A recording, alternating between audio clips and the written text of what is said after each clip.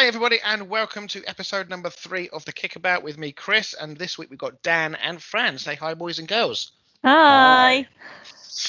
So you can probably already tell that we sound quite a lot different this week.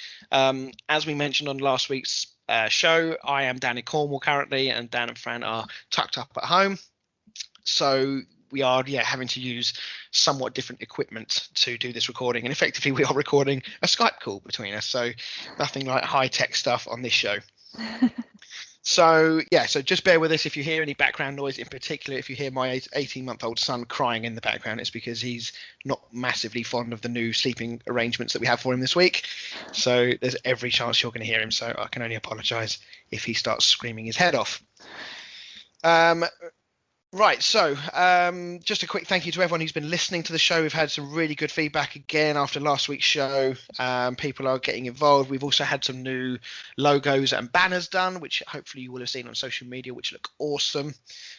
Massive thanks to Ryan Broodnell who did that for us. I'm going to give him some shout outs on social media as well. So if anybody has any artwork, whether it be logos or general sort of design work, he's really good, so I will give him a shout out on social media for that. Right, we have an awful lot to go through tonight, gang, because it's been quite the weekend of Premier League action. 38 goals I think it was in the end, maybe more after the Leicester Burnley game. I'm not sure if that stat was included in that game. And how many red cards and penalties? Well, I guess we'll get into that, but how many of those penalties should have even been given in the first place? I think it's probably another question as well. But we are going to start with a brand new feature. Exciting times. I'm going to hand over to Dan, the stat man, and he's going to come up with a stat for us. As you've just heard WhatsApp go off in the background, that's annoying. I'm going to close that tab down on my laptop. So Dan, why don't you introduce this feature and tell us what it's all about? We're just quickly sorting out my microphone as it's slowly falling off the table. But so I'm going to hopefully start asking like a stat related question at the start of each podcast from now on, starting from now. I'll do my best to try and sort of link it in to each weekend's games. But yeah, we'll see what happens, I guess. So I've got one for this weekend. And it's Harry Kane assisted Son with 4 goals this weekend, but it was the first time a player had assisted another player's entire hat-trick since Arsenal played Sunderland back in May 2003. So Chris and everybody else, can you name which 2 Arsenal players were involved in both scoring and assisting with that hat-trick back in 2003? 2003. So you can let me know at the end of this podcast. Okay, you might have to remind me of the question, but 2003. We'll remind people at the break. Yeah, bloody hell! I was 13 years old when that season was going on. 2 big players, you 100% would know. Yeah, I've got an idea of who it might be, but yeah, we'll have to go later. Right, okay, and then we've also at the end of the show we've got another new feature. We're going to be having a little quiz, a little game amongst ourselves, which Fran is going to host, and me and Dan will duel each week to see who wins. So lots to look forward to on tonight's show, or today's show. So let's get started then into the Premier League action. We're going to start with the game between Spurs and Southampton at the weekend. What a good week for Spurs it's been, Fran. Oh, happy days, finally. Such a good week. So what were you more excited about, Bale coming in or the result itself? The result. Well, I guess I wasn't really I was around. I wasn't really into football, I would say, when Bale was last at Tottenham. So I'm excited to see what he's going to be like. But I've heard mixed reviews about Gareth Bale. So I know from his time at Real Madrid, you mean? Yeah, because now he's at the moment he kind of like chills and just takes the money, doesn't he? He's obviously a very good player, but it makes he's a very good golf player. It makes you question potentially his work ethic, I guess, now compared to potentially what it was. It'd be interesting to see how long he takes to get up to speed as well, because we don't know. As far as I know, I've not heard any rumours to say that he's not been training at Real Madrid. So. But obviously he's barely been playing in games, so match fitness at the very least will take a little while to come back. But where do you think he fits into the side? Who drops out, and what does your side look like with him in it? I feel like well, it'd be Lucas Moura would probably drop out. Mm. Although it breaks my heart to say that because I think he's brought so much to the team. But I think that's where he would sit with sort of Son and Harry Kane. Yeah. Well, based after the weekend's game, I can't see him Mourinho dropping Son or Harry Kane anytime soon. No. I mean, in other slightly, it depends on where you come down on this, but Dele Alli is also being touted as being on his way to PSG. Would you be happy or sad to see him go? I mean, I used to really rate him. Was it about two Premier Leagues ago? Him and Harry Kane were just smashing it left, right, and centre. I used to really rate him, but I think, yeah, I mean, he hasn't even he hasn't made the starting 11 for the past couple of weeks. I mean, he's not even made the match day squad for the last 2 Well, games. he's made the squad. Yeah, sorry. So, yeah, I mean, you have to debate whether what's happening there. I don't think, considering how well Saturday went, it wouldn't bother me if he went. I guess we can manage. Yeah, I mean, I was thinking about this earlier actually, whilst putting together the notes earlier today and yesterday, and I think the crazy thing for me with Dele Alli is just how far he slipped from where he was. If you think 2 years ago in the World Cup, he was front and centre really to our plans. I know he was carrying a little bit of a knock in the World Cup, and he had a little bit of a stigma attached to him in that people were criticising him for not potentially putting in a big enough shift, not scoring enough goals. So perhaps that was where the sort of the downhill slope started to, or he started to slide down, started from. But he was still in the starting 11 in a World Cup semi-final, and now 18 months, 2 years later, he can't even get in the matchday squad. And when Mourinho was asked about it after the game of the weekend, he sort of said, we've got too many players in that position, which is effectively saying, we've got good squad depth, but I don't believe Dele Alli is good enough than any of the players that are in my matchday squad, which is quite a damning indictment on Dele Alli. When 2016 to 17 season, he scored 18 goals, and last season he scored 8. So there you go. And the season before that, he scored 5. Yeah, I mean, I don't know whether there've been rumours that him and Mourinho have fallen out. Mourinho has publicly, I think it might have been on that Amazon show that's just come out about Spurs. I think he's been quoted as saying that Ali is lazy, he's not a very good trainer, and we know how much Mourinho loves having a little personal bust up and a little power battle with his players. He's done it with Pogba at United. He's done it at pretty much every club he's been at, whether it be with one of his players or whether it be one of the staff. So I think it's unfortunate though, because I think Dele Alli is a really good player. It might have hindered him a bit, Lucas Moura joining.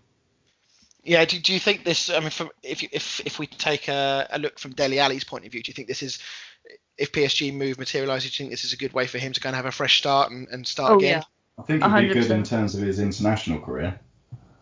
Yeah, I think it's crazy. Again, just going back to the England point, he is so far down the pecking order. If you think about the players in the England squad now, I mean, I don't know how far down that list he is, but he is not near the top right now. With you've got Foden coming in and Greenwood coming in. Take out the shenanigans of what they did in Iceland, but they're still players that are very much in Gareth Southgate's plans. You've got Sancho, you've got Sterling, you've got Hudson-Odoi, who's been in and out of the squad over the last 12 months as well. So I struggle to see where Dele Alli fits in unless he starts hitting that sort of form that he was doing 2 years ago. I mean, after the World Cup that Trippier had, he completely sort of disappeared for Tottenham, and then he went to Atletico, and now he's back in the England team again. So, I mean, Dele Alli could do exactly the same, but for PSG.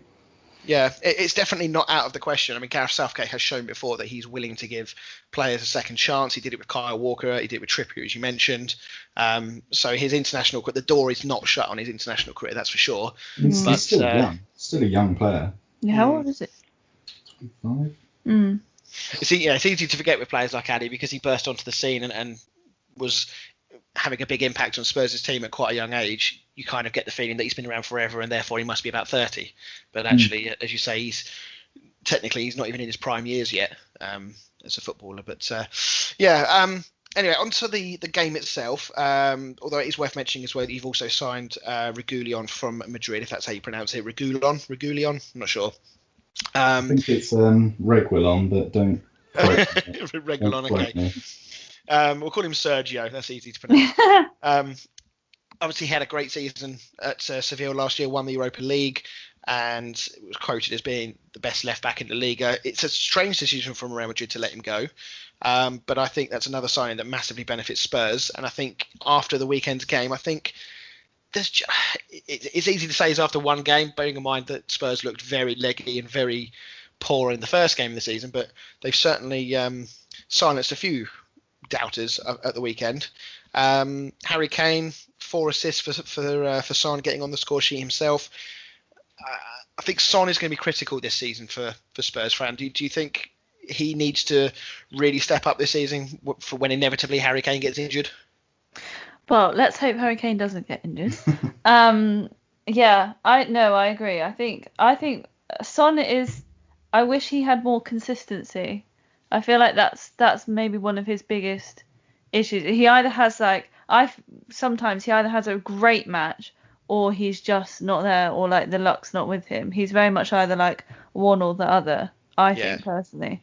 So I think if he could just work on his consistency a bit more. I think I'd agree with that. I think he does tend to drift in and out of games sometimes, and there's not you need that middle consistency. If you're not having a good game and scoring goals, you still need to be contributing something, and I think Son sometimes falls a bit short of that.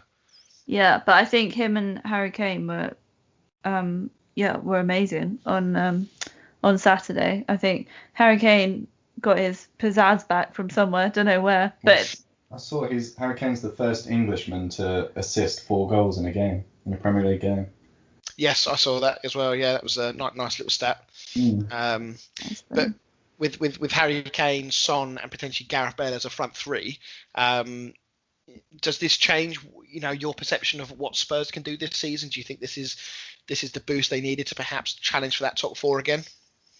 Well, it's really hard because from Saturday's match, but from the Saturday before, I'd have been like, or whatever day it was before, I'd have been like, I think you need more than Gareth Bale. But so I think it is. I think with Tottenham, it is really just consistency. Like they need to play every game like they did on Saturday, and I think Harry Kane and Son, they figured out Southampton within about 15 minutes, and then they just knew what to do, and they just kept playing the high line, and they knew what to do. But if they can just keep that consistency going, and with Gareth Bale, for sure, they can win the league. It's a good point you make actually about that high line with Southampton, because when I watched the extended highlights of the game on Saturday night, I found it very odd because Dan will know this when we play on a Saturday. If you get beaten by a long ball or you get one pass that cuts through the defence, generally speaking, me as the manager of the team will always say, right, boys, learn from your mistakes, put it right, don't let it happen again. And Southampton really didn't do that on the weekend. 3 of the passes from Harry Kane that were put through to Son, I think were 5, maybe 10 yards inside the Southampton half with the defence basically on his back. And then there was sort of 30 yards of space in behind. So I found that quite strange that Southampton did that. I don't understand why Southampton. I think they should have changed their formation. I certainly feel that they should have defended deeper. I must admit I wasn't paying a great deal of attention as to what formation they were playing, but I certainly felt like they needed to defend considerably deeper than they did, especially after one goal going in. All right, hands up, maybe it was a good goal, but once it happens a second time, I think at that point, whether the players do it themselves or whether it comes from the manager, they had to change something. It just didn't look like they did. I feel like we're going to talk about VAR quite a lot this evening. The first instance that we're going to talk about was in this game where the Southampton penalty was given. We've talked about these new handball rules, but already there is inconsistencies and massive controversy surrounding the rule itself and how it's perceived. I mean, this one, I'm assuming we're all agreed that we don't think this was a penalty. Yeah, I agree. I mean, for those that haven't seen it, effectively, Doherty is holding, I think it was Shea Adams, at arm's length, and he as Shea Adams tries to cross the ball, it hits Harry Kane's foot, it flicks up and basically hits Doherty on the arm. Doesn't really, nobody really claims. The ball ends up falling onto the edge of the box for a chance for Southampton anyway. And then out of nothing, VAR decides it was a penalty. So, yeah, I don't really know where we go with the VAR and the handball rule, because every referee seems to view it differently right now. Well, I think they've changed it this season, haven't they? So it's supposed to be like the sort of sleeve. So if it's above the sleeve, it's not handball, and anything below is. But it still just doesn't. I think I said it before. It just needs to be common sense. If someone blasts at me from 2 yards away and it's hit me in the hand, what am I supposed to do? I mean, if your arm is in the unnatural position, as they like to call it, I can sort of have a little bit of sympathy, because it's always been the case of that if you're the team that's wanting the penalty, you're screaming for it, you think it's a penalty, whereas if you're on the other side of it, you think, no, that's never a penalty, and you think it's very harsh that it's given. But there has to be a middle ground here. If it's just a pure accidental flick off of someone's boot onto your arm, I don't see how that can ever be a penalty. No, I think they're trying to simplify it by drawing a sort of, I don't know the saying, but like a white line. But the problem is it just doesn't work like that. It's got to be a sense of common sense as well as this white line that they've tried to draw along it.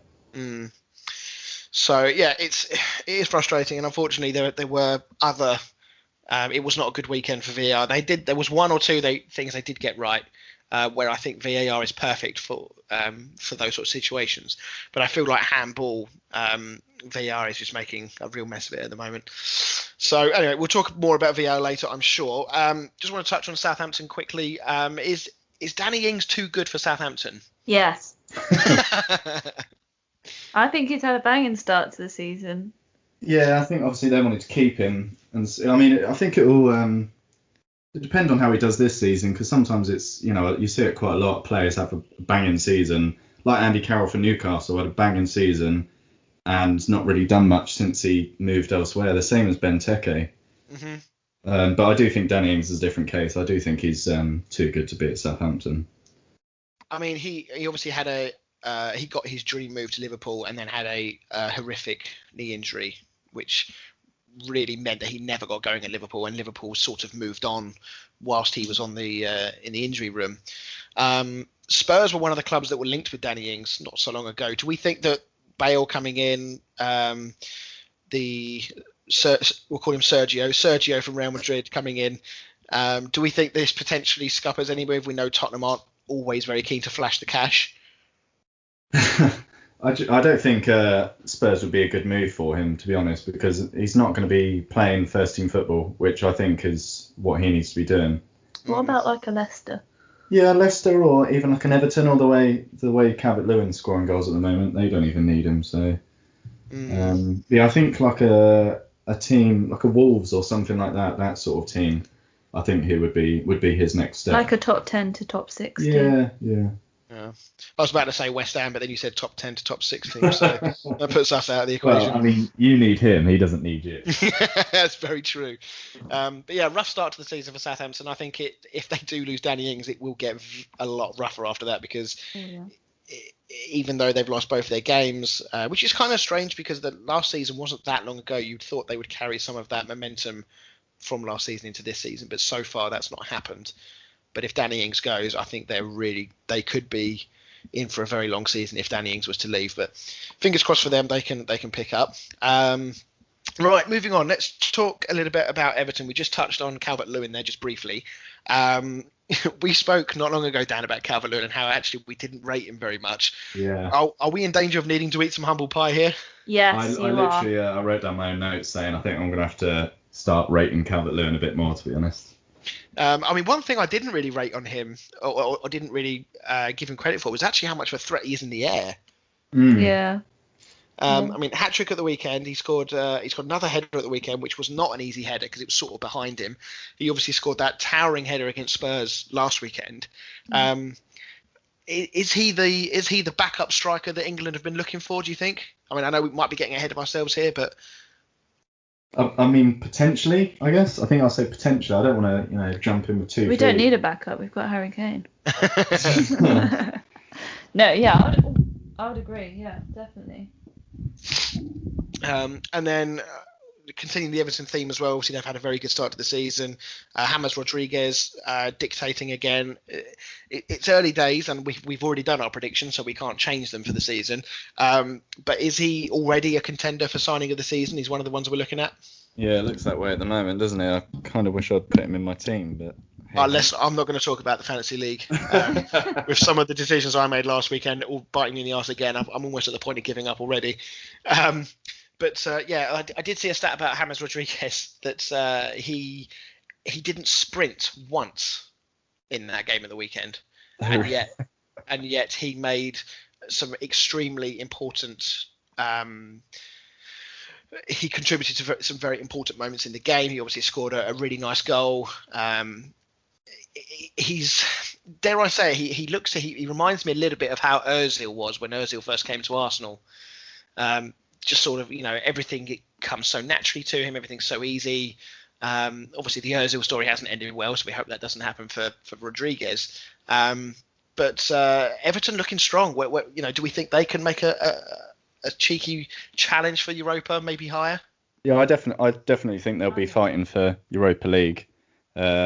Maybe Champions League, depends on how everyone else. I mean, United not just United. But I don't see if they keep this up, then I don't see why they couldn't be fighting for sort of third place, really.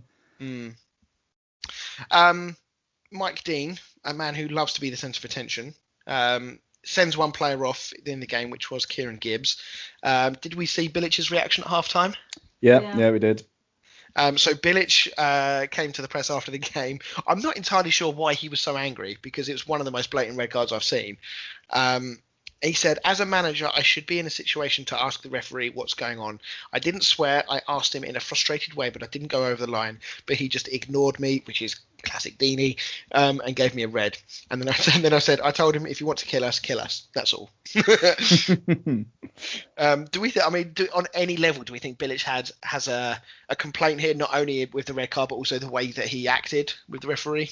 I mean, it's 100% a red card. I don't know why he's complaining about a red card, because you can't push people in the face. You've not been able to do that for a long time, so I don't know why, unless he just didn't see it. But I can imagine Mike Dean's a bit of a wind-up merchant, and he would probably annoy me as well, to be honest.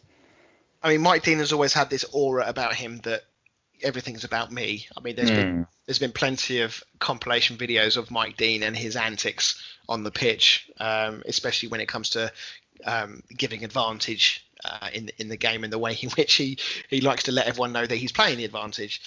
But I don't think Bilic has really got too much to disagree with here. No. Kieran Gibbs has already come out on Twitter and apologised for his role. He's sort of taken the blame for the result. And as the result goes, it's another fairly heavy defeat for West Brom. Ancelotti did say that he thought the result flattered his team a little bit, but sometimes when you're on the receiving end of those games where you feel like the result flatters you, so if you're Bilic, for example, and you think, you know what, we didn't actually play that bad and we still got spanked. Yes, we were down to 10 men, but those sorts of results early in the season are not going to do much for his team's confidence.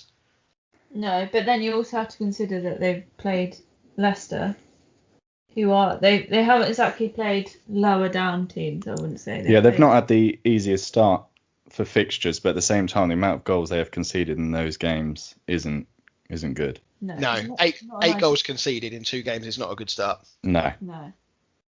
So, and I know what you mean. You know, they have had a tough start to the season, but I think that when you as a newly promoted team, you have to be tight at the back. If you do have a tough start to the season, the Premier League, as we know, is a jump up in terms of quality and ruthlessness. Your mistakes will be punished a lot more than they would in the Championship. So, you know, if you're going to play those big teams and if you're going to lose, you've got to make sure you put in a good display and lose maybe 1 or 2-0. Yeah, you've almost got to try and sort of play 10 men behind the ball and try and grab a 1-0 win when you're playing in teams like Leicester and you've just come up from the Championship. Yeah, no, I agree. I think if this carries on, I mean, off the top of my head, I can't remember who West Brom are playing. I didn't note it down. I don't know who they're playing next. But if they were to have, I mean, they've only got to lose by 2 goals or concede 2 goals, and they would have conceded 10 in the opening 3 games, and that's relegation form for me. They've got Chelsea next. Oh boy. Oh dear. Well, I mean, we'll get to Chelsea later. I mean, that game is not a foregone conclusion that Chelsea walk out with a win there, but you get the feeling like sooner or later Chelsea are going to smash someone, and they will probably be licking their lips at the prospect of West Brom's defence right now. Yeah. So just before we move on, I just want a quick mention that something that I'm not in the least bit annoyed about is that Dean Garner was on the score sheet with a lovely goal. So I'm just going to leave that there because I'm still not over it. Right then, last game we're going to talk about then before the break. I'm going to put £1 in Dan Hall and I'm going to let him loose because we're going to talk about Man United against Crystal Palace. Off you go, Dan. I'm trying my best to try and stay sort of impartial and unbiased, but I know I'm not going to be able to do it. We just don't look prepared at all, and we're not prepared at all. And I mean, Palace have had sort of 4 games. I think they had 2 pre-season games, and they've played a Premier League game and a cup game by the time they've played us, and all we've had is a pre-season game against Aston Villa. So I think in terms of fitness and stuff like that, you could see it. Palace was so much fitter and so much more match ready than we were. Mm-hmm. But that still doesn't hide the fact that our squad should be beating their squad any day of the week. And that's not in disrespect to Palace. You just, you compare the 2 teams and it should be an easy bet. It should be such an easy bet, but it never is. But it just annoys me with like the sort of players that we've got in that squad. I mean, we've got the likes of Lingard, Jones, Smalling, Mata, Pereira, Rojo, and none of them even make the squad. And they're all easily on over $100,000 a week each. If we start offloading some of these players, that's sort of $600,000 a week in wages saved just there. Just quick train of thought. Where's Chris Smalling right now? So he is still at the club, and Roma, as far as I know, Roma are doing their best to try and buy him, but United want such and such money, and Roma don't want to pay that much because he is like a 30-year-old unwanted player. So they're trying. I think they want him for like 10 million. United want 20 million, and it's just pointless, to be honest. Yeah, I think. Obviously he had a great season in Roma. I don't think 20 million is particularly unreasonable in today's market. I don't think 20 million is unreasonable. But there comes a point. Man United are almost doing the reverse of what they do when they try and buy players, with playing hardball and saying, no, we're only going to pay this much. And when they're selling, they're saying, no, we're only going to let him go for this much. Yeah, they play hardball saying we're only going to buy for this much, wait all transfer window, and then buy them for the exact amount the club has asked for right at the end. Yeah, and by that point you've lost him, and you could have had him 4 or 5 games earlier. Yeah, and we've lost 3 points against Palace now because we haven't signed Sancho, we haven't signed such. I mean, we've signed Donny van der Beek, and he came on and scored. Yeah. I mean, on the subject of team selection, I mean, I know that you're not a massive fan of Lindelof, and I get the whole fitness issue, but I have to say he was one player that I looked at and thought, wow, there was 2 goals in particular. I know he gave away the penalty, which we'll get onto in a minute, but the 2 goals that came from open play, I think Lindelof didn't do anywhere near enough defensively to stop those 2 goals from happening. Yeah, I don't think they're a very good partnership at all. I mean, obviously you've got to stick with Harry Maguire because he was £80 million player. Unfortunately, he's the captain. So at the end of the day, Harry Maguire is going to be in that team, and he just doesn't partner up well with Lindelof at all. We needed another centre back, and we've been linked with so many different players. I've lost count. I couldn't name them all. But yeah, he's just not up to it. He's not up to it at all. Yeah, I think Palace got it spot on. I think we should definitely give them praise here. Yes, they may have been further along the fitness track than Manchester United are, but that doesn't get away from the fact that they picked their team. they had the tactics set in a certain way that they were going to try and catch United on the break. They allowed Zaha and Townsend to be a little bit further up the pitch than you would normally be when you're sort of trying to park the bus effectively, and it paid dividends. So there's still no sign of Sancho, as you mentioned, Dan. Is this happening or is it not? Do you think the bus has gone on this one? I don't think it's happening. But at the same time, I've seen lots of other United fans that do think it's happening. So I think it's very much 50-50. I mean, if we keep losing to teams that we should be beating, then maybe the board will stick their hands in their pockets and think, oh, we do actually need these players. But yeah, like as you just said, I just want to follow on what you said. I'm coming from a United fan, obviously I'm raging, but I do think Palace deserved it, and I would take nothing away from Palace whatsoever. They played very well. How very humble of you. What a nice guy you are. Obviously, the fitness will come, as we've said, but I mean, is Sancho really the answer to United's problems? He's definitely helped. He's part of it. He's part of the answer. I mean, I'm not expecting miracles overnight, and we were like 30 points off Liverpool last season. This season, we need to be 15. It's going to be slow steps, but I mean, losing our first game to Palace, no offence to them again, is not a step in the right direction. It's pretty much gone back to where we were last season. And I can see, if this carries on and they don't give Solskjaer the players he wants, he's going to get the sack. Yeah, I mean, this will probably be something or a conversation that we will need to revisit in 5 or 6 games once the fitness argument can no longer be thrown into the equation as an excuse for a poor performance. Once we get to that stage, and if Manchester United still aren't performing, then yeah, I think deeper questions are going to be asked. I think for the moment they're going to get away with it, or Solskjaer is going to get away with it, by saying that the players aren't quite up to speed yet, etc. But in 2 or 3 games, that excuse isn't going to work anymore. No, I mean, I do think tactically it was poor as well. Scott McTominay is not he didn't play well at all, and I don't think he's a CDM, to be honest. He's more of a sort of box to box. He's a bit like a Pogba, obviously not as good as Pogba, but he likes to sort of be all over the pitch, and he's not very good at sitting back and just sitting in front of the defence. And also the right hand side, pairing Fosu Mensah with Daniel James was just, I don't know what he was thinking. I mean, on the McTominay point, do you think that playing McTominay over Van der Beek, do you think that was a little bit of a show of just loyalty from Solskjaer to say to McTominay, you're still part of my plans? But yeah, you would think long term that Van der Beek commands that place well ahead of McTominay.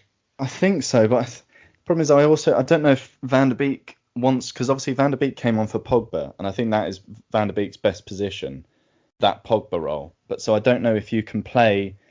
The ideal situation is to play Van der Beek, Pogba and Bruno all in the same team, but I don't know if you can without sort of screwing with it too much.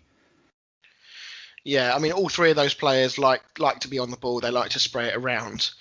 Van der Beek's probably got the most about him from a defensive standpoint. Pogba can when he feels like it, but as you know, that depends which way the wind is blowing that day as to whether he feels like it or not. Yeah.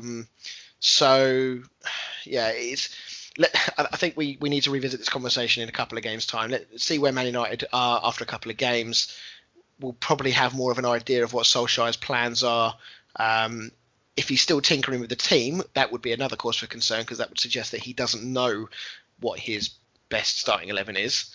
Well, I mean, after lockdown, he played the same starting 11 for, I think it was like 11 games in a row. So I think, I don't know if Greenwood would have maybe played if the whole Iceland situation hadn't happened. I don't know if that's why he left him out. I know Wan-Bissaka wasn't match ready. But I think, like you say, it'll give it a couple more weeks after we've played. We've got a game against Luton coming up. So yeah, I think a couple of weeks down the line, if we're still. And you're against Tottenham, probably. Yeah. You sound like you're very much looking forward to that game. You wait, Bale will turn up and score a hat-trick after weeks. It'll be his first game as well. Yeah. Okay, and then just finally about this game, I just wanted to talk about the sort of more VAR controversy. The handball was another very ridiculous. Absolutely, yeah. I think this one was probably worse than the Tottenham one. For that, again, for those that didn't see it, so Lindelof is one-on-one with Jordan Ayew, and Ayew, I'm not entirely sure what he was even trying to do. I don't know if he was trying to sort of scoop and flick the ball up and over De Gea from just inside the box, but as he does it, it catches Lindelof's trailing arm, not even his arm that's nearest the ball, it's his trailing arm. So when you're playing in a game, it's the arm that you can almost have least control over because it's behind you, it's kind of out of the way. It hits him on the knuckles, and the penalty is given, to the bemusement of everybody watching. And then VAR wasn't done there. De Gea saves the penalty from Jordan Ayew, and then a retake is ordered because De Gea was off his line. I mean, they've set an extremely dangerous precedent if they're going to be, because De Gea wasn't even that far off his line. We've seen goalkeepers come an awful lot further off their line in previous times and penalty not be retaken. And I would lay a good amount of money that we'll see this happen again. A keeper will save it having been off his line, and I can almost see it now that they will not get ordered as a retake. Yeah, I mean, with the one with the line, like if that's I know they've made that a rule, and if they carry that out with every single game, then I personally don't have a problem with it. Obviously, I was annoyed, but if they stick with that every single game, then I don't have a problem with it. It's just the handball one for me. Like I keep saying, you've just got to have common sense. I mean, I don't know whether I haven't actually read the rules. Maybe I should take a quick look at the latest official rules from the FA regarding handballs. But it always used to be the case of that it had to be a deliberate handball. That was always one of the main parts of the handball rule, and it's since had various times have changed, mate. Well, the rules have obviously changed slightly. There's different permutations of the same rule, but I always felt like that same kind of deliberate handball was still in there as the kind of the core rule, if you like. It may not be anymore, I don't know, but if we're giving handballs for that, we're not far off the hockey situation where if the ball hits your foot in hockey, it's an instant free pass, whatever it is in hockey, to the other team, and I feel like we're not that far away from that in football at the moment. Problem is before when the rule was sort of like it had to be intentional, this, that, and the other. There was questions, how do you prove if it was intentional?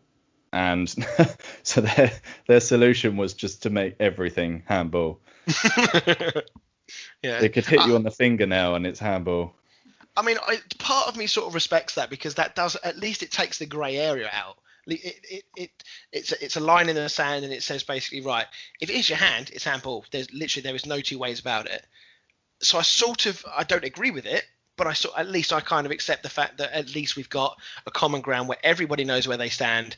There can be no debate. If it's hit his hand, it's a penalty. I agree with what you're saying, but at the same time, if say you're like a West Brom and you've fought hard against a Man City, and then Kevin De Bruyne smashes a free kick at you and it hits your arm down by your side and they give a penalty and they score. Oh no, I mean, I don't agree with it, but at least there can be no complaints about it, if you see what I mean, in terms to, was it a penalty, was it not a penalty? If the rule is that black and white, at least it's consistent. But as we well know, that is not going to be the case. And you're absolutely right. If penalties are being given for those sorts of things, it's going to get farcical very, very quickly. So, and then, just to rub salt in the wounds, it was retaken. Zaha took the penalty the second time around and scored. So, just to rub salt into the wounds. So, we're now going to take a quick break. We're going to have more talk about VAR. You'll be pleased to know after the break. And we're also going to talk about Leeds getting their first 3 points of the season. So, we shall see you in a few minutes.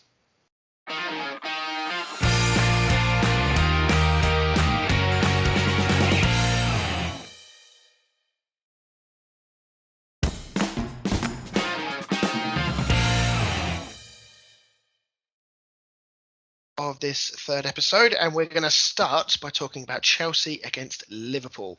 Not exactly one for the purists, this game. The second half of this game did resemble a little bit of an attack v defence training drill. I just wanted to start off by talking about some transfer dealings. In particular, I found it quite amusing. I love a bit of hypocrisy in football. Klopp criticising Chelsea's spending, and then Liverpool then bring in Thiago from Munich and Diego Jota from Wolves. Does this give Liverpool the depth that they've been needing? Yeah, I mean it does. Yeah, I've always last couple of seasons, I think everybody would say Liverpool have got one of the best starting 11s, but you look to the bench and there's nobody that sort of replace it. You look at City, and I think all of their squad could quite easily walk into the first team. I think that was always the difference between Liverpool and City last year. Whereas Liverpool, you look to the bench, and I mean they're all good players, but the likes of sort of Shaqiri and Origi, they're not like Gabriel Jesus and Sané, etc. Mm-hmm. So yeah, I mean, obviously Thiago is a signing that's been on the cards for a little while from Munich. So Liverpool fans will be pleased to get that over the line. He did show some nice touches when he came on at half time. He obviously did give away the penalty, which almost caused a little bit of a sort of a black mark on his debut. But I'm not entirely sure where Diego Jota fits into this side. I think he's just going to be a squad player, isn't he? He's just going to come on when one of the others either gets tired or gets injured. Because he's sort of deployed as a winger for Wolves. Yeah, I think he was left wing, wasn't he? And I can't see him getting in ahead of Mane anytime soon. Well, no. Especially after the weekend. No, but I guess, if you look at Man City and the way in which they've been very clever with their squad rotation over the past couple of seasons, obviously it didn't pay off last season because they were, in the end, some considerable distance behind Liverpool. But for the most part, it's worked pretty well for them. And if Liverpool have now got the players to do it, especially with the kind of condensed fixture list that we're going to have this season, maybe Jota is actually going to get a lot more games than we think he will. Yeah, I think he'll be playing in cup games. He'll be playing in European games. So yeah, he will get game time. It will just be in those sort of games rather than Premier League games. You don't think he's going to get much Premier League time? Do you think? I think he'll come off the bench, but I don't think he'll start many Premier League games. Well, Klopp might be bringing him in so he can. Well, I'm not. Don't take my word for it. That's just my opinion. All right, Dan. It's all right. It's just an opinion show, Dan. No one's having a go at you. So just moving on to the game, Chelsea's new signings not really firing yet. Would you agree? Yes, I would agree. Yeah. Well, I think Werner's done all right. He's had two. Well, he's won 2 penalties for Chelsea, so he's just not. My team. Yeah, likewise. He's not scored yet, but he's won 2 penalties in 2 games, so he's getting in the right areas. Yeah, I think his movement off the ball looks very good. He's obviously got good pace. He looks hungry. I think his time will come. Kai Havertz, though, he's flattered to deceive so far. Still early days, of course, in his career, but he didn't really do a great deal against Brighton, and certainly didn't do a great deal in this game either. But from a Liverpool point of view, from a defensive point of view in particular, we picked up on that last week when they were very poor against Leeds. A lot better in this game. Yeah, much better. Yeah, I mean, obviously, I know you're going to talk about it later, but it was helped by certain situations in the game. But they did outplay Chelsea 100%. Yeah, I do want to highlight Fabinho as well. I think he was one player. I think we talked last week about this, about who that sort of best 3 in midfield for Liverpool is. And for me, Fabinho has got to be in there more often than he's not. His tracking back was superb. He was the one that actually was, in the end, ended up marking Werner. Yeah, and I feel sorry for Fabinho because I really rate him, but I think he's probably going to be the casualty for Thiago. Yeah, I don't think Henderson's going to be dropped. No, although, was he injured at the weekend? Because he came off at half time. Yeah. Who, Henderson? Yeah, he came off for Thiago at half time, which I was quite surprised. I must admit I wasn't sure. I had the game on. I was watching it on Sky Go on my laptop, but I had the sound down at the time because we were eating dinner when the second half started. So I saw that he'd come on, but I wasn't aware of anything with Henderson, so I'm not sure. But yeah, you could be right. I think Henderson, Wijnaldum seems to be very much liked by Klopp. Mm. Yeah. And Thiago, obviously, that calibre of player is not going to be sitting on the bench every week for Liverpool. No, not at all. Especially at this stage of his career, he's towards the end of his career, so he's going to get his use out of him.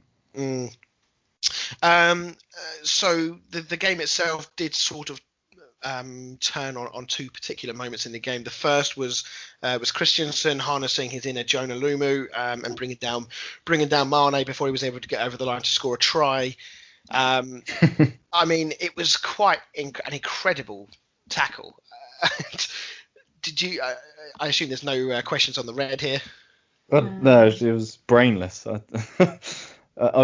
can't even say it's a striker's tackle because I don't think any striker's stupid enough to do that. Yeah, I mean, Kepa obviously. I think it may have been Kepa's fault again here. And bear with me on this. I know Christensen has done a very stupid thing, but I think if Kepa doesn't come out there in the way that he does, I think Christensen doesn't do what he does. If Kepa stays on his line, obviously Mane is probably going to have the pace on Christensen, and he's in behind, but there's still work to do there. He wouldn't. I guess he wouldn't have gone for it because he'd known that Kepa was still up there to go again. Yeah. I think first half, you just got to concede the goal. I think you're more likely to get back into the game a goal down than you are to play the next 45 minutes a man down. Yeah, no, I absolutely agree. So when I saw it in real time, and the referee obviously gave him a yellow card, so this is one example of where VAR did do its job properly. Yeah.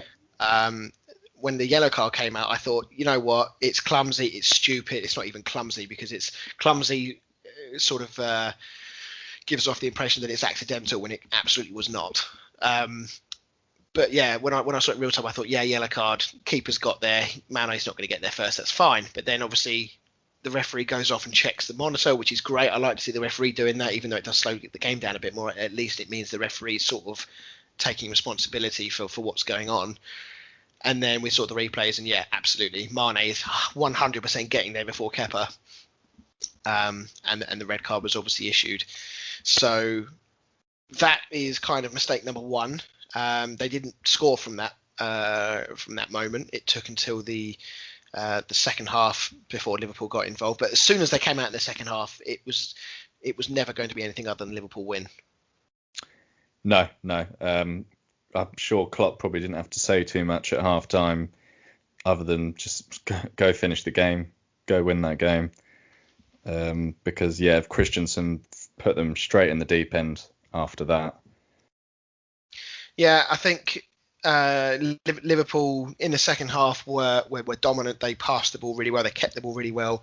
Chelsea, if I'm honest, it didn't look like Liverpool v Chelsea. It looked like Liverpool were playing a lesser light team in the league. Now that's not necessarily a criticism on Chelsea. That's probably played because they were playing with 10 players. And Chelsea frankly could not get the ball off Liverpool. I mean, even when they did, they couldn't then get the ball or enough players forward to support the attack. So whilst they did have moments in the game, especially sort of the latter part of the second half, they had obviously the penalty, which am I the only one who didn't think that was a penalty? I did think it was a penalty. I think if you look closely, and it's a harsh one, but Thiago just sort of goes behind Werner, and as his leg comes up, he just sort of brushes past his studs. I think we definitely both questioned it. Yeah, but I think when you're running with the ball and you just sort of feel that touch, you do go down. So I personally think it was a penalty, but very, it's 50-50. If they hadn't given it, I wouldn't have really blinked an eye. Yeah, Fran, did you think it was a penalty? I don't know.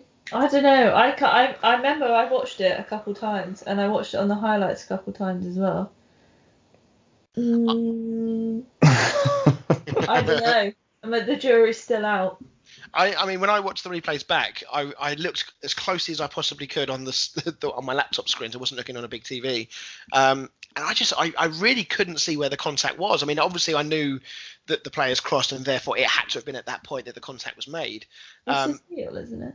Yeah, I think it's his studs. As his back leg comes up, he just Thiago just brushes past it. Yeah. But it seemed so soft, and I kept looking at it thinking, I'm not seeing anything there. But then when the camera sort of pans away, almost nobody is complaining. So I'm like, oh, okay, it must be a stonewall penalty then. And then they showed the replays. I'm like, oh, okay, well, why is no one complaining about this? There've been far more clear-cut penalties that people have been whinging about. Unless Liverpool were just that confident, it didn't matter if they were going to score anyway. We were still going to win. And then obviously Jorginho, with the penalty, kind of was icing on the cake for the day. In fact, no, this was the icing on the cake. The cherry on the cake was yet to come. Yeah, I mean, it wasn't the worst penalty in the world, but it was a good save. But it wasn't the best penalty in the world either at the same time. Yeah, Jorginho has that style, that technique of taking his penalties. Yeah, and unfortunately, when you miss with a technique like that, you look like a Wally. Yes, absolutely. So Jorginho was very much the Wally of the day, or one of many. And then the Kepa, actually, in fact, you know what? That happened after Kepa. I'm lying. The Kepa thing was before that. Yeah, it was time, yeah. Yeah, so Kepa, I mean, I had a message from a friend today. I mean, you guys know him, Joey, Chelsea fan. And he kindly messaged and said, you know, I'm listening to your podcast. It's great, etc. And he said, oh, when you record your next one, feel free to really go all in on Kepa and how shit he is. And we know Joey sound like Joe. We know Joey is not one to mince his words. But I kind of feel his pain on this one. You know, Kepa is every single week it seems is costing Chelsea goals. Yeah, I mean, against Brighton, he sort of showed why Lampard doesn't have much trust in him. It was a fairly, I mean, not that I can't really talk, but from my point of view, it was a fairly simple save simple shot to save. But he seemed to just sort of dive over the top of it, and then, you know, you can tell he's a keeper under pressure. I think as a player, he's just completely lost his confidence. Yeah, but we've seen it happen before with loads. Yeah, I mean, well, even De Gea was making the same sort of mistakes. Wobble, didn't he? Yeah, but I think, well, I think as far as I know, they've signed this other goalkeeper now. So maybe. So Edouard Mendy, sorry, is coming. Apparently, he's having his medical at the moment. But assuming that goes through, I think that's a done deal. But maybe that was on the back of his mind, you know, going into these last two games, that no matter what, he's pretty much lost his place. Yeah, but if you were in that headspace, surely you'd want to prove that you've still got a fighting chance. Well, apparently not. He didn't, but he could have done. Yeah, I mean, one thing that did amuse me today is that I saw that Declan Rice, the sort of transfer saga that's been rumbling on for quite some time, Lampard has apparently changed his view on the role which he wants Declan Rice to play when he comes to Chelsea. And just for a brief moment, I just thought, I wonder if he's going to put him in goal ahead of Kepa. Probably do a better job, to be fair. Get in goal. It does make you question why Frank Lampard's been playing him. Yeah, he probably should have gone with Caballero, because after lockdown he was picking Caballero over Kepa. I think he should have started the season with Caballero. Well, I guess he thought, you know, new season, I'll give him a fresh start, and it's just not panned out at all. I mean, there was talks that Lampard had those conversations with Kepa, and Lampard had basically said that he's prepared to give Kepa another chance. He's confident that he can turn the corner. I think maybe in the back of his mind he was thinking back to when De Gea first came to the Premier League, and obviously was very, very rocky, and then had probably 4 or 5 seasons where you could argue that he was possibly the best goalkeeper in the world. He's obviously now not quite gone the full circle. He's not quite that old De Gea, but he's not far off. I don't see any redemption now for Kepa at Chelsea. Unless Mendy is being brought in to be a number 2, which would be crazy, I don't see any chance of Kepa's career at Chelsea going on for a great deal longer. I think he's definitely out for the minute. I think those days where, you know, you were allowed to have sort of 2-3 seasons to find your form are gone. I think if you're not an instant impact, you're pretty much gone or sat on the bench. I think transfer fees obviously have a lot to do with that, and the fact that Kepa is the world's most expensive goalkeeper has certainly not helped the narrative around him and people's perception of him. So it'll be interesting to see what Edouard Mendy can do coming in. I think for 22 million, if he turns out to be a better keeper than Kepa, that's probably an even bigger bad indictment on Kepa, the fact that he cost 75 million. I mean, I don't really know what to say with Chelsea. They've had a little bit of a rocky start. They weren't brilliant at Brighton, to say the least. They got the win. Reece James scored that extremely nice goal, smashing it into the top corner, but they weren't that convincing. They certainly weren't convincing here. So Are there a few worrying signs for Chelsea, do you think, or do you think this is too early to sort of make those sort of judgments? No, I mean, a lot of their new signings still haven't played, Joe. You've still got Ben Chilwell and Ziyech. I don't know how to pronounce his name. I assume it's Ziyech. You've still got those to come in, plus Thiago Silva. I know he's never played in the Premier League before, but I think he'll be a good influence going into that defensive line. Get them. Sack off Kepa. You've still got the other two newbies. They've only played 2 games. I think they'll start to gel. I think give it a couple more weeks and they'll start to gel and they'll become a bit of a force. But I don't think they're going to be anywhere near the title this season. It will be for them. It will probably be trying to stay close to City and Liverpool and trying to get that 3rd spot. Okay. All right. Just before we move on, just a quick shout out, even though, again, because the game is happening right now, we can't talk about it, but it's worth noting that Man City are 2-0 up against Wolves at half-time. Goals from De Bruyne from the penalty spot and Phil Foden on the score sheet. So interesting to see that Pep has actually he picked Foden to start tonight. So that's quite the nod to him. And Ake. And Nathan Ake starting as well, yeah. So I don't know whether that's his. You said he wouldn't play. Well, no. God's sake, Dan, honestly, don't listen to him.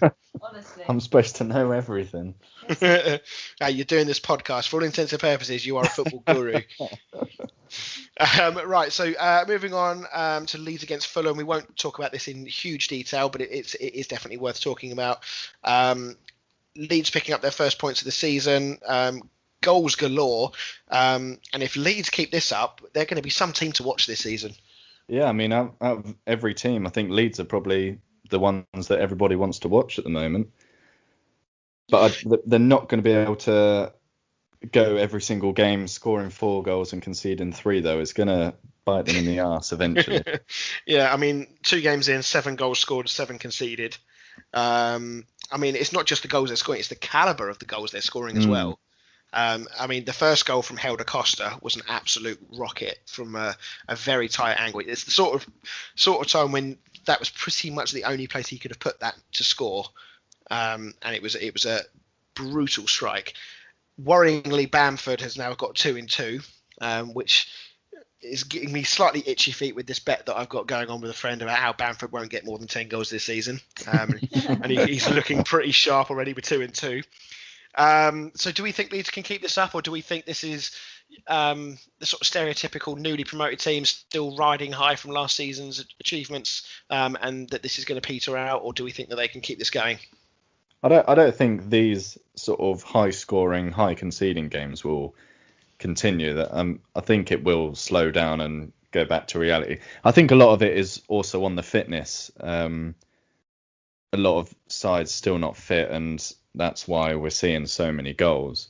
So I think a few more weeks down the line, the scorelines will start to go back to normal, I would have thought. But great momentum. But yeah, I mean, not complaining. I'm enjoying seeing these 4-3 games and 5-3 games, and I hope it continues all season. Yeah, not many clean sheet bonuses to be had for any fantasy teams out there this weekend, I don't think. And then as far as Fulham go, 2 games in, they've conceded 7 goals in those 2 games. Not an awful performance, but a little bit like West Brom. You know, when you have good performances, but you're still conceding that many goals and losing the game, sooner or later, you can't just, as a manager, you can't just keep saying, we're playing really well, guys, keep going, the result's going to come. Sooner or later, that result has to come. And if it doesn't, you start digging yourself into this rut, and it can be very difficult to get out of it. Yeah, obviously Fulham came up before and they spent sort of 100 million and went straight back down. I think this season they've learnt from their lesson and not spent as much, and it doesn't really seem to have helped at the moment. Yeah, I mean, obviously Mitrovic was back in the starting lineup. Obviously last week, as you mentioned last week, Dan, that he was very probably tired after his international games that he had during the week, so he didn't start last weekend. But back in the team this weekend, back amongst the goals. He's going to be massive for Fulham if they want to stay up this year. Yeah, 100%. So, and then just finally for Leeds, one sort of stat that I took a look at, which lends weight to how well they're potentially going to do this season if they can keep up this form, is that of their 7 goals that they scored so far, 5 players have contributed to the goals already this season. Now, for a newly promoted team, it's so important to not have, like in Fulham's case, for example, they are going to be very reliant on Mitrovic to score the goals this season. But if you can have a situation like Leeds, granted it's only 2 games into the season, but if we get to 10 games into the season and they've got 6, 7, 8 players who've all contributed to the goals and they're winning games, that's massive because it takes the pressure off of those number 10 and number 9 strikers. Yeah, it's bang. It's like a City, isn't it? You can just swap players in and out and they're all going to score, hopefully. Hopefully.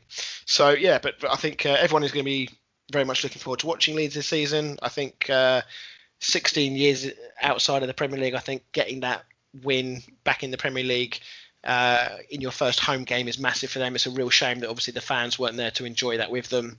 But hopefully we'll have fans back in stadiums in the not too distant future. But with the way the things are tracking at the moment with the government and the lockdown, then there's every chance that's going to be pushed back until at least next year, or next calendar year anyway.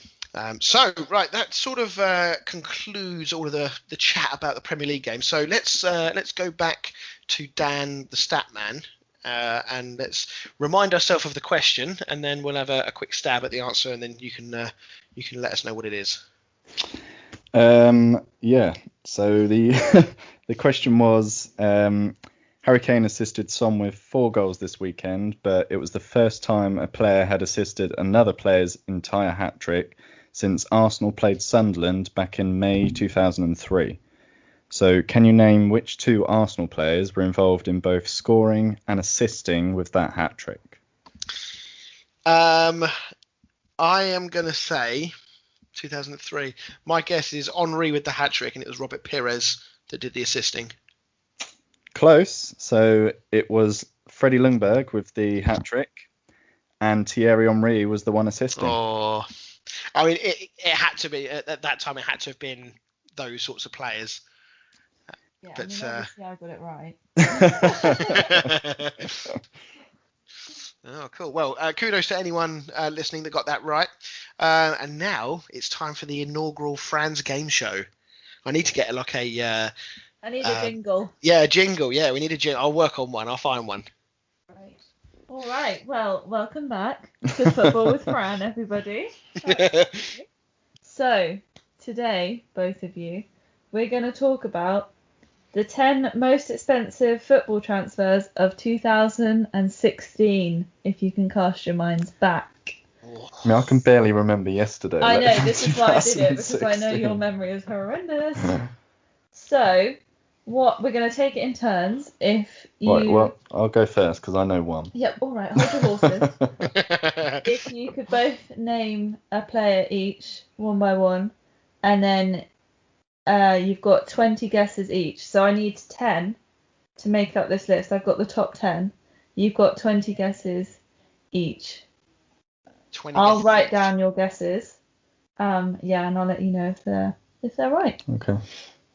I'm not sure I'm going to be able to reel off 20 names if I'm being brutally honest. Yeah, that's fine. I thought, the world is our oyster. All right. Well, Chris, do you mind if Dan goes first? He's very keen. Well, so I don't want to be the one to get in the way of Dan's one player that he can name. Chris, it is literally one. I can think of one. I really hope it's not the one that I'm thinking of as well. Well, I'm pretty sure it's the season we signed Pogba. You would be correct, yeah. Okay, that wasn't who I was thinking of, so that's fine. That little ding noise in there, Chris. Yeah. I'm going to say Luis Suarez. Hold on. Prepared? I don't think he's on here. No, it's a no. Oh. 16. So what's that? 4 years ago. Yeah, well done. That's a long time. That's not a right answer. He doesn't get a point for that, right? That counts, ding, doesn't ding, it? Ding. We signed Pogba. God, I don't get any time to think about it. Yeah.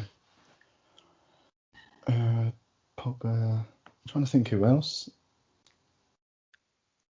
There's a few others in the Prem. You're gonna have to edit this out, Chris. Yeah. This is excellent listening for our I thought listeners. this would be quite quick fire. No, it's tough thinking back 4 years. I think you may have overestimated our football knowledge here, Fran. Well, yeah. Well, just my memory and. I've got a couple of other names in my head, but I don't know whether they were 2016. It's my turn, isn't it? We need like the countdown clock. Higuain? Yeah. Christy. 2-0 already. I'm glad you said that because I didn't know his first name. Gonzalo. Chris? So I said Luis Suarez. If it wasn't that year, he must have been the year before. So therefore, I'm going to go with Philippe Coutinho. Yeah, that's a good shout. It is a no. Oh. What? Remember, this is the top 10 most expensive. Yeah, he was very expensive. He was very expensive, so it It just was must have like been the wrong year. 150 mil. Oh. Maybe Well, that it was the year not after. 2016. Just like to say that I'm not accusing anyone of cheating here, but I'm in Cornwall and you two are in the same room, so I just want to let our viewers. I just want to let our viewers know that, or our listeners know that. Fran is sat the other side of the sofa to me, if that's any help to you. Right, come on. Yeah. Diego Costa? No. Oh. Okay. Okay, let me throw some team names at you. So we've got a big player from the weekend for Liverpool. Mo Salah. No. Oh, really? It's the other one, isn't it? What a belly! Mane? It's For God's sake. Why did I say that? Big player from the weekend. Of course, it's Mane. Big game of the week. 41 mil. Oh man, it's not going well. So this when they signed Mane? That's a long time ago. It was 4 years ago. Luke Shaw? Nah, I don't think we signed him for that much Who are money. you? That wouldn't be top 10, would it? Absolutely not. No. That's your guess, by the way. Yeah, that's Yeah, fine. it is. Chris, we've got a Man City / England player, another Man City player, Arsenal. Kyle Walker. No. Well, that's a good shout. Good shout though. It's similar. Oh no, I don't want to keep giving it to the. Can I have like points for these good guesses? Sympathy point. No. Gabriel Jesus? No. What other Man City? Kevin De Bruyne. I was trying to give you a hint then, and you just weren't with me. I'm assuming that was an incorrect answer again then. That was I an think so. incorrect answer. Oh man. I'll make it easier next week. Edison? Absolutely not. Oh. Absolutely not. Right, what other Chris, Man City players? Go on then, hold give us on. quickly. Yeah, it's City in a similar position to Kyle Walker. Similar position to Kyle Walker. Plays for England. Mine not like John Stones. Yeah, I knew Yes. it was. Yes, I'm on the board. Ding. Doesn't matter if you basically gave me the answer. I'm on the board. Starts with a J, ends with an S. Okay, well, we can keep guessing, or people, you can leave it in the comments who you think are the other ones. Currently, you've named 4 of the top 10 most expensive 10. I've got a couple more names in my head All before I right, give up. Dan, got another one? Hulk? The Hulk? Yeah. Oh, now you've opened up a can of worms there. I forgot about the whole China. Okay, if we're going down that route, who else went for a big money move? What's that guy's name? I think he's Argentinian. Oh man. There's still a few Prem players. Is there a Belgian that went to China? That sounds like a joke. Yeah, two Belgians walk into a bar in China. I'm gonna say So I'm not gonna go for the Chinese one because I can't remember his name. I know he was at one point he was the most expensive player in terms of wages. I can't remember his name. It might be who I'm thinking of. They might not. Okay, let me switch back to the Prem. So 2016, so 4 years ago. So let's go. Who would Chelsea have signed at that point? Alvaro Morata. No. Mine was Yannick Carrasco. No. Oh. That wasn't who I was thinking of, Dan, so it's fine. Went from Atletico Madrid to China. Think who United signed. Yeah, I thought there was Think who Martial. No. I knew there was another one Think with who Pogba. Arsenal signed. Think who City signed. Who did we sign? Our viewers are shouting. Their phones I are listening. know. I to knew there was another I feel like United I'm player. shouting at you. I'm just trying to think who. Are they still there or are they gone? Gone. Yeah, I thought so. Oh God, I'm so proud of myself that I knew that. It makes it harder that they're gone there. Oh no, I know who it is. I know who she's talking about. Oh dear. I think. I'm trying to think. Okay. 2016 5, was that Moisey? 4, No, it was Mourinho. 3. Oh, I don't know. 2. Fellaini. I don't know. Chris? Angel Di Maria.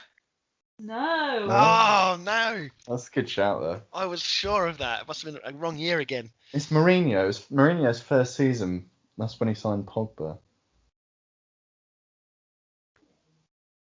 Who else? Who else did he sign? What position? No. Does that give it away to Hang on you? a minute, you're winning. You don't get these clues. Oh yeah, we're not allowed to both shout out. Oh God, I don't know. Chris, think City. Yeah. Otamendi? No. They signed him for quite a bit. I hope you're going to edit this out. I'm gonna go with. Oh man, what's his name? This is probably gonna be my last guess anyway, so I'm just gonna say who it is I'm thinking of. It's the keeper before Edison. Oh yeah. No. Bravo. Okay. Bravo, Claudio Bravo, yeah. Right. Any more guesses, Dan? No, I think I've smashed Chris. So. Yeah, I mean you've won, but it was quite a failure from you both, if I'm honest. Yeah. I was expecting. To 20 guesses each, we could only think of like 2. I was expecting more from you both. So Do you know what's going to happen hopefully now, next though? week- What's going to happen now is that, when you do like a pub quiz and then you think you know the answer, and then when the answers are out, you're going, oh, yeah, of course. Yeah, of course. Yeah, I knew that. The amount of quizzes I've done during lockdown, I should know pretty much everything. Oh, everything. I'm not saying I do, I said I should. Okay, so in 10th was Manu. Yeah. 9th, Mkhitaryan. This is where I was going with that. 8th, Jackson Martinez. Yeah, that's the China one. Oh, did someone say that? No, as in that's one of the ones that we were trying to get. 7th, Granit Xhaka. Never would have guessed that. How much did he cost? 45 mil. Fuck it, they must have been laughing all the way to the bank for that. Jesus.